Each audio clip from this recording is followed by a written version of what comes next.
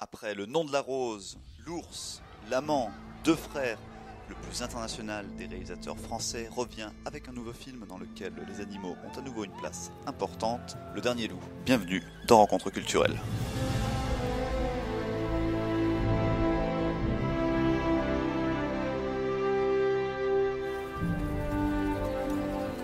Ces deux jeunes instruits vont vivre avec vous pendant 2 ans. En échange, ils apprendront aux enfants à lire et à écrire le chinois. Les loups sont fascinants. J'aimerais capturer un louveteau pour pouvoir l'étudier. J'ai également reçu de la hiérarchie cette directive. Pour éliminer les louveteaux dans les tanières. Tuer les louveteaux, ça permettra d'en réduire le nombre. Si on tue leurs petits, ils vont être furieux et ils vont se venger. Ceci est un ordre. Ce réalisateur, vous l'avez reconnu, c'est Jean-Jacques Hano. Et avec Le Dernier Loup, une coproduction franco-chinoise, il nous raconte l'histoire de Shenzhen, en 1969, un jeune étudiant originaire de Pékin qui est envoyé en Mongolie intérieure afin d'éduquer une tribu de bergers nomades. Mais en fin de compte, c'est véritablement Chen qui a beaucoup à apprendre sur la vie dans cette contrée infinie, hostile et vertigineuse, à apprendre sur la notion de communauté, de liberté, de responsabilité, et aussi à apprendre sur la créature la plus crainte et la plus vénérée des steppes, le loup. Alors on a rencontré longuement Jean-Jacques Hano pour parler de ce film. Le roman m'a emballé parce qu'il était, je voyais immédiatement un potentiel de cinéma épique, d'aventure, d'émotion. Donc si vous voulez, c'est déjà quand vous avez ça, avec une histoire très entre ce jeune homme et ce petit loup extrêmement sentimentale et émouvante, plus évidemment la découverte de la Mongolie, de sa culture, de ses steppes et évidemment des loups. Ça y est, de temps en temps comme ça m'était arrivé sur Le Nom de la Rose, des romans, je me dis mais c'est pour moi ça. C'est complètement tellement des thématiques que j'aime et que je comprends. Là par exemple, moi j'avais été envoyé la même année, non pas pour alphabétiser les nomades mongols, mais pour enseigner le cinéma au Cameroun. Et j'ai eu la même transformation que Jiang Rong, qui m'a d'ailleurs lui-même fait visiter la Mongolie et les lieux où s'était passée l'affaire. Ça m'a complètement transformé, si vous voulez, cette affaire. L'Afrique m'a fait découvrir une autre personne en moi. J'aurais jamais fait les films que j'ai faits si j'avais pas eu ce bouleversement africain, cette ouverture que j'ai eue sur des gens qui ne parlaient pas ma langue. Donc je me suis retrouvé totalement dans les marques avec l'aventure de ce jeune héros. Et du coup, j'ai pensé que c'était un de ces rares livres sur lesquels on tombe dans une vie qui permettent de vous enthousiasmer tous les matins pendant 7 ans. Vous voyez. Parce on a mis le film en chantier en 2009, on l'a tourné on l'a préparé, je fais le casting en 2010-2011, on a tourné à partir de juillet 2012 jusqu'à fin 2013. Donc vous voyez, c'est des entreprises extrêmement... Voilà, vous n'avez pas, si vous n'avez pas l'enthousiasme pour un sujet, si vous n'avez pas l'impression de faire un film qui va embarquer avec du souffle, vous ne pouvez pas faire ces choses-là. Mais en revanche, c'est vrai que mes 9 camarades français et les 480 Chinois qui étaient avec nous, plus les acteurs, plus, j'ai envie de dire, plus les loups, tout le monde s'est senti embarqué dans la fresque, embarqué dans le bonheur d'abord de ces paysages hallucinants qu'il y a là-bas. Je me souviens, quand je regardais des fois, j'allais au montage dans notre petit hôtel, je me disais c'est marrant, ces images elles ont de l'oxygène. Vous voyez, il y avait le sentiment de respirer, ce sentiment d'espace dont on souffre, dont le manque nous fait souffrir souvent. Et donc voilà une longue réponse à votre question. En plus j'ai eu un rapport très délicieux avec le romancier, qui est en fait, quand je dis romancier, le narrateur qui raconte son histoire vraie. Et j'ai vu, dès que je débarquais, je suis allé avec lui et son copain, qui est dans le film, qui est devenu le grand peintre de la Mongolie. Il y avait d'ailleurs dans la salle hier quelqu'un qui connaissait ce peintre de la Mongolie. Oui. Ah ouais, c'était extraordinaire. Ben oui, parce que le gars est devenu célèbre, et puis Jiang Rong là est devenu célébrissime, finalement en racontant son histoire vraie, et il m'a emmené dans les lieux. Donc c'était magnifique, parce que non seulement j'ai vu les endroits où il faisait paître ses moutons, les endroits où il érigeait sa yourte, l'endroit où il avait capturé ce petit loup. Mais j'ai rencontré ses vieux copains aussi. Et du coup, j'étais invité dans des cabanes ou dans des yourtes à manger le petit bout de fromage de lait de jument, boire le coup de lait de jument fermenté, d'entendre de vive voix les histoires qu'il raconte dans son livre. Donc, vous voyez, c'était une immersion formidable. Et puis, je dois dire qu'au plan humain, ça a été une découverte pour moi de cette région du monde qui m'a fasciné. C'est fou ce que j'ai envie d'y retourner. Oui, à ce point-là, oui. Attendez, j'ai fait un film pour Dior il y a 3 ans avec Charlize Theron, où j'ai reconstitué des actrices qui n'existent plus et je les ai fait vivre. Donc, si vous voulez, on peut à la limite se passer de la chair, des acteurs en chair et en os. Alors, la réponse est que si je tourne un film avec des humains, je ne vais pas quand même penser utiliser des humains numériques. Donc quand je tourne avec des ours, des tigres ou des loups, je ne vais pas non plus, c'est pas mon réflexe de me dire, puisqu'il y a un loup, je vais le faire à l'ordinateur. Non, parce qu'en plus de ça, il s'agit d'essayer de faire comprendre ce qui se passe dans la tête d'un loup. Donc qu'est-ce que je vais aller m'adresser à un animateur, à quelqu'un qui ne connaît pas les loups et qui va me dessiner des loups d'invention, alors que, et j'insiste là-dessus de manière vulgaire, c'est le même prix. Très cher de filmer des loups, mais ça coûte encore plus cher de les fabriquer en numérique. Je vais vous donner un chiffre. On m'a proposé la vie de Pi, l'Odyssée de Pi. Le producteur voulait y consacrer au maximum 17 millions de dollars. Je lui avais dit qu'à moins de 70, il ne s'en sortirait pas, parce qu'il y avait beaucoup de numérique à faire. C'est finalement Ang Lee l'a fait à 258 millions de dollars. Ah bah voilà. Donc vous avez la réponse, c'est du tout numérique, mais ça coûte 5 à 10 fois plus cher que la réalité. Le film est très bien, hein, le film de la VP est très bien, mais c'est un autre style, c'est une histoire, c'est un conte, et moi c'était pas du tout ça. Moi, ce qui m'a fasciné dans le roman, c'est la plongée parmi les Mongols, et parmi les loups mongols, et au cœur de la spécificité psychologique du loup mongol. Donc si je me mets à faire ça à l'ordinateur, donc si vous voulez, il y a ça qui est fou, c'est que au bout du compte, c'est moins cher et mieux de prendre de vrais acteurs, qu'ils soient bipèdes ou quadrupèdes, et que vous avez avec les acteurs bipèdes quand même des moments d'émotion qui sont évidemment reconstituables en ordinateur, mais à condition d'avoir le responsable de ces images d'ordinateur qui soit lui-même un grand acteur. D'accord. Donc on pourrait tout à fait faire un scénario d'un immense créateur à l'ordinateur qui bouleverserait les spectateurs par l'émotion, la subtilité du jeu des personnages qu'il fabrique. Mais on n'en est pas là. On n'est pas là. Pour l'instant, ce sont des gens qui ont une culture de jeux vidéo, et qui reproduisent éternellement les mêmes images, les mêmes comme ça, les 4 ou 5 expressions qu'ils imaginent. Là, des loups, si je fais faire des loups à l'ordinateur, ce seraient des espèces de monstres mi-dragons, mi-chat sauvage, qui sauteraient à la gorge des moutons et des hommes. Donc ce serait autre chose. Voilà.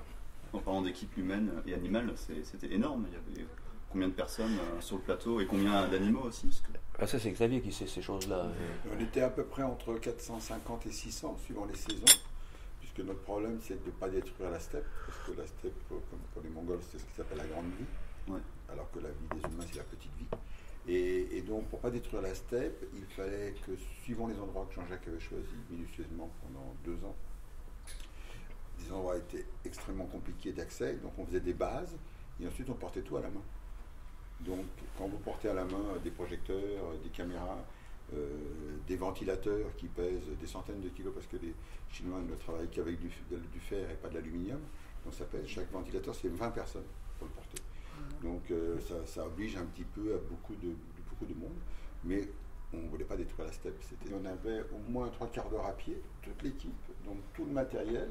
On avait fait une base de loup, comme dit Jean-Jacques, là derrière, et il y avait à peu près entre 5 et 800 mètres pour que les loups puissent arriver dans le décor. C'était très très très grand, mais on détruit pas le lieu, on tourne. Xavier est toujours sur le plateau parce que Xavier était mon premier assistant sur l'Ours. Oui. Après une longue carrière de premier assistant avec Claude Berry, Piala, Houry et tout ça. Francis Weber. Donc Xavier a une longue expérience des plateaux. Et puis depuis l'Ours, on travaille régulièrement ensemble. Et il s'occupe maintenant de la gestion de la production, ce qui est très compliqué. Là, on avait certes cette énorme équipe, mais il a conseillé beaucoup notre producteur chinois qui lui n'était pas du tout habitué à cette taille d'équipe ni à cette complexité-là, mais ça s'est passé de façon très harmonieuse. Enfin, Xavier me protège beaucoup, moi toujours, tout est souriant et magnifique. Lui, il se tape un certain nombre de problèmes que j'ignore. Mais si vous voulez, c'est un film qui a demandé de notre part à tous une énorme préparation en amont, 3 ans d'apprentissage pour les loups, parce que comme on n'est pas tombé de la dernière pluie, on sait très bien que il fallait pas faire mettre des chiens, comme les Chinois espéraient qu'on mette des chiens. Et puis après, ils espéraient qu'on mette des loups canadiens. Mais les loups canadiens, ça n'a rien à voir. C'est comme si vous faites un film sur les tigres et vous prenez des lions. Et puis vous peignez dessus éventuellement des rayures. Donc, mais ça, ils ont compris tout de suite. Donc, j'ai fait un casting de loups. Un casting de papa et de maman, grosso modo, vous savez, comme j'ai fait pour d'autres espèces.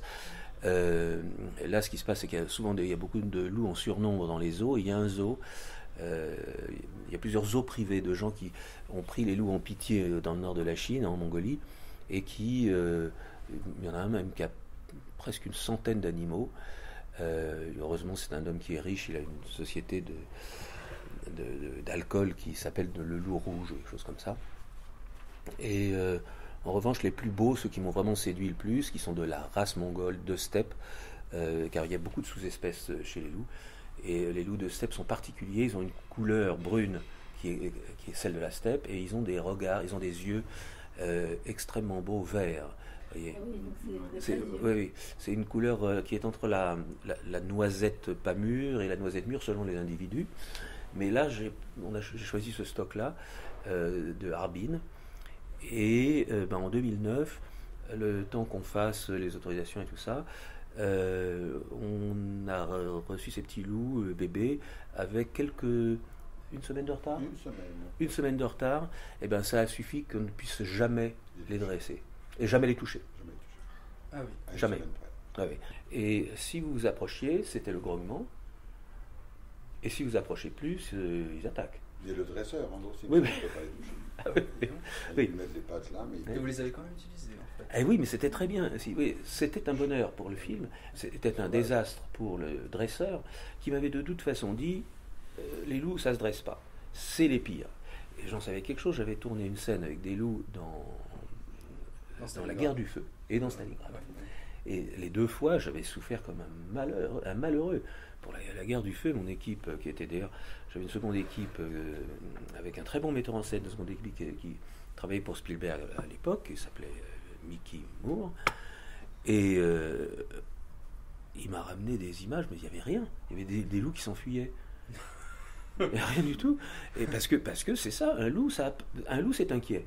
Donc un loup ne vient pas, et c'est pour ça que les loups étaient des animaux mythiques, parce que on ne les entendait pas, on les entend au loin, hurler dans la montagne, puis le lendemain on est dans la bergerie, ils étaient venus, on ne les avait pas entendus. Ils arrivent à pas de loup, après chien et loup, donc vous voyez, tout ça, c'est pas des légendes. Mais du coup, c'était formidable pour le film, parce qu'ils avaient gardé cette inquiétude-là, et comme le dresseur était extrêmement intelligent, il a réussi, si vous voulez, alors, à les mettre en confiance. Si vous voulez, ce qui était déjà un triomphe pour le dresseur, c'est que ces loups acceptaient d'oublier les 600 paires d'yeux qui les regardaient. Donc c'est phénoménal. Après, c'était toute la problématique de reconstituer une situation qui fait que l'animal va spontanément faire ce qu'on lui demande de faire. Alors un truc simple, s'il s'enfuit par exemple, si on a besoin d'une fuite éperdue, on va les habituer à un parcours. Donc en les appelant pour leur donner à manger en haut de la pente, en bas de la pente, en haut de la pente, en bas de la pente. Bon. Et puis, à un moment donné, on va taper dans des bassines ou faire un bruit bizarre, et ils iront, en même temps dit qu'on les appelle dans le lointain, et ils vous donneront cette fuite en galopant, en regardant derrière eux, avec le sentiment approprié. Même chose quand... Si vous voulez faire grogner un loup, il suffit de vous approcher de lui. De toute façon, il va vous donner, si vous voulez encore plus, vous faites renifler un bout d'os que vous lui refusez, alors là, il est prêt à vous tuer. Donc vous allez capter des émotions réelles, vraies, de haine, de désir, de surprise, tout ça, mais qui requiert donc ces 3 ans de préparation, avec, Xavier raconte ces ranchs. On a fabriqué, en fin de compte, comme des ranchs, grands comme 2 terrains de football.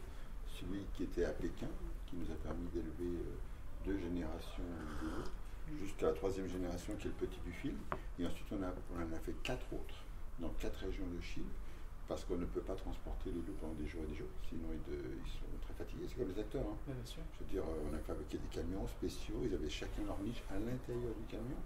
Donc effectivement, on a fait des distances qui n'étaient pas plus d'une demi-heure à chaque fois du plateau. Nous, on était à 1h30, 2 heures, eux, ils étaient à une demi-heure. Oui, parce que s'ils arrivent, vous savez, les stars, pourquoi on les chouchoune, pourquoi quand vous les recevez, vous les voyez, il y a 3 gardes du corps, on leur dit, est-ce que tu veux une tartelette au citron? Non, elle n'est pas bonne celle-là, attendez. C'est pas parce qu'on les aime, et c'est pas parce qu'ils sont des stars, c'est tout simplement parce qu'on a besoin d'eux. Oui, on a besoin qu'ils soient en forme et qu'ils ne trouvent pas un prétexte pour dire, je ne veux pas jouer cette scène, vous me traitez comme des merdes. Non, on évite ça, comme ça, alors on les caresse. Et puis à la base, je plaisante de ça, mais c'est vrai que je suis le premier à le faire, à essayer de faire que mes acteurs soient le mieux possible, une chambre confortable, qui ne prennent pas froid, on est comme des mamans inquiètes pour qu'ils n'aient pas bobo au ventre. Bah oui, parce que c'est vrai qu'ils ne seront pas bons. Et il ne faut jamais donner un prétexte au loup pour qu'il n'ait pas envie de faire la scène. Dans le film, on voit les loups disparaître. La steppe, aujourd'hui, c'est la vérité. C'est la vérité, il y en a de moins en moins. Oui, en Chine, l'animal est protégé, hein, comme en France. Mais il se fait décimer dès que les loups traversent la frontière.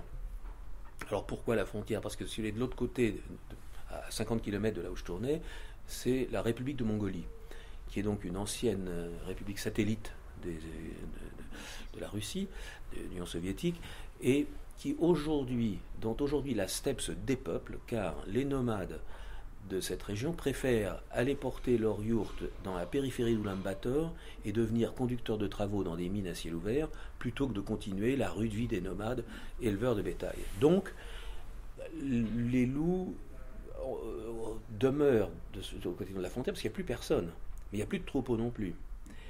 Donc, les loups viennent se ravitailler du côté chinois, et évidemment, même si c'est interdit, les éleveurs chinois font comme les éleveurs européens, ils sortent le fusil et ils tirent.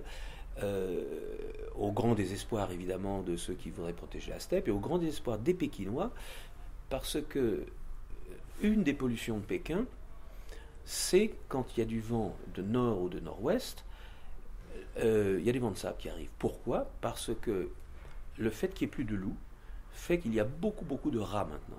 Des petits rongeurs, c'est cette taille-là qu'on appelle les écureuils de la steppe, qui passent leur temps à arracher, brin d'herbe par brin d'herbe, la couverture végétale.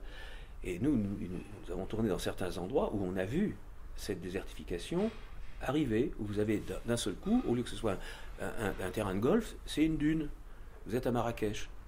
C'est du sable. C'est du sable. Et dès que ça souffle, alors nous on a eu ça sur place, des vents de sable qui obscurcissent complètement le ciel, mais ça n'existait pas avant. Donc là, il y a un phénomène en cascade sur la disparition du loup qui est tragique et dont les autorités ont conscience. Oui, il y a beaucoup c'est des rats, des marmottes, et ça a proliféré parce qu'il y a plus d'eau. Écoutez, quand on se balade en Mongolie, on a compté, moi, je ne sais pas, toi Xavier, tu as peut-être fait 20 000 km, moi j'en ai fait 40 000 là-bas, dans la brousse, enfin, dans la steppe. Vous avez des sentiers qui sont largeur de voiture. Toutes les 3 secondes, vous avez un rat qui traverse. Toutes les 3 secondes. C'est pss, pss, pss, tout le temps.